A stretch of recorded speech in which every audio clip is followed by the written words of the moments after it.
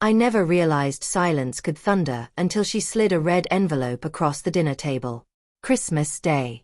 Lights glowed, eggnog filled the glasses, carols hummed in the background. Her mother lifted a toast, her brother laughed, and my wife, Stephanie, flashed a smile that never touched her eyes as she passed me the envelope like it was a greeting card. I opened it. Divorce papers. No fight. No build-up. No warning signs that morning. Just this. Then the clapping began. Her entire family applauding like it was some twisted surprise party. I didn't flinch. I just looked at her, then them, then back at the papers and smiled. She leaned close and whispered, "Merry Christmas." I whispered back, "You should open yours." She stiffened. She hadn't expected me to bring a gift. She was wrong. We'd met 10 years ago. College sweethearts. She had a magnetic laugh that pulled people in. I was the quiet, deliberate type, studying law, my future lined up like blueprints. She made me believe in warmth, in building something together. So I built a home in the suburbs, a growing practice, her graduate program paid for, Sunday brunches with her parents. I even tolerated her smug brother Darren, who never liked me because I never worshipped him the way everyone else did. From the outside, we looked perfect.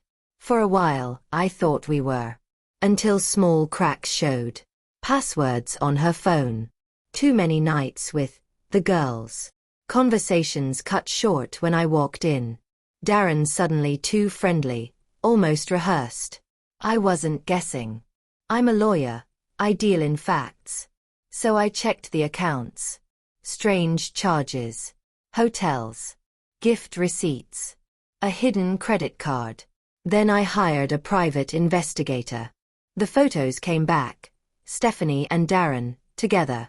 Very together. I didn't explode. I didn't confront. That would have ruined the performance. Instead, I went quiet and methodical. I gathered evidence, receipts, messages, proof of their affair. In our state, adultery and misconduct still count in court. I restructured my finances, moved assets into a trust, transferred the house to my sister, slipped tax updates in front of Stephanie, and she signed without reading. She always trusted me. Still does, apparently. And then, I waited. Back to Christmas. The clapping died. They all stared at me, expecting rage, maybe a scene. Instead, I tucked the papers into my coat pocket and pointed toward a small silver box under the tree with her name on it. She hesitated. Every eye turned. She picked it up, shook it lightly, unwrapped it, lifted the lid, and froze. Her face drained as she pulled out the stack of photographs. Hotel bills. Transfers. And beneath them, a USB. She knew what it held. Surveillance footage. GPS logs. Emails she thought were gone. Ironclad evidence. Her mother gasped.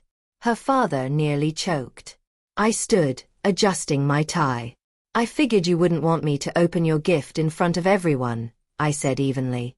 "But I wanted you to open mine." Stephanie stammered, "You can't." "I can." I cut her off. "And I will." I turned to her parents. "Did you know your daughter has been sleeping with her sister's husband for 8 months? Paid for with our joint account." Darren jumped in. "Look man, let's just." "You might want to lawyer up," I interrupted. "You used company funds for those trips.